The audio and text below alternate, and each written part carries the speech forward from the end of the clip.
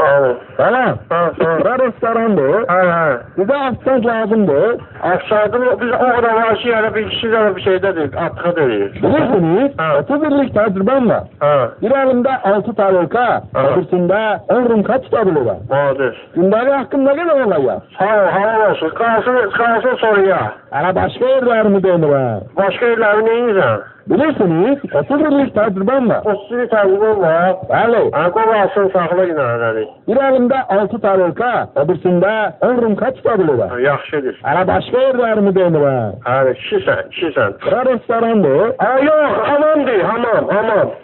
Alo. Tamam. Böyle. Bura restorandır. Bura restorandı. Bize afisant lazımdır. Bize atısant lazımdı. Bilirsiniz, 30 yıllık tecrübem var. 30 yıllık tecrübeniz var. Çayba yığabilirsiniz. Bir elimde 6 tarika, Aha. öbürsünde 10 Rum kitabı var. Başka sözleriniz ne? Ana başka yerlerimi demirəm.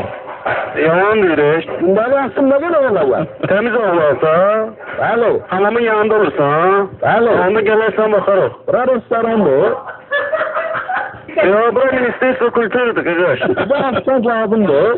Allah'ın bildiği de başka için bazarmırsan. Gündəlik hakkında ne olacak? Ama gelirsen bakarız mikrofonuna kıymet veririz de. Bura restorandır. Allah onu biliriz. Tamam. Onu da biliriz. Bize afisant lazımdır. Allah onu dinlesen. Kardeş bize afistant da lazımdı, refaktör da lazımdı, cover da lazımdı. Senin de lazımdı, baba da lazımdı, nemi de lazımdı, halk lazım. Bilirsiniz, 30 yıllık tecrübem var. Abi gelmeyin boynumuza dayanayım ya.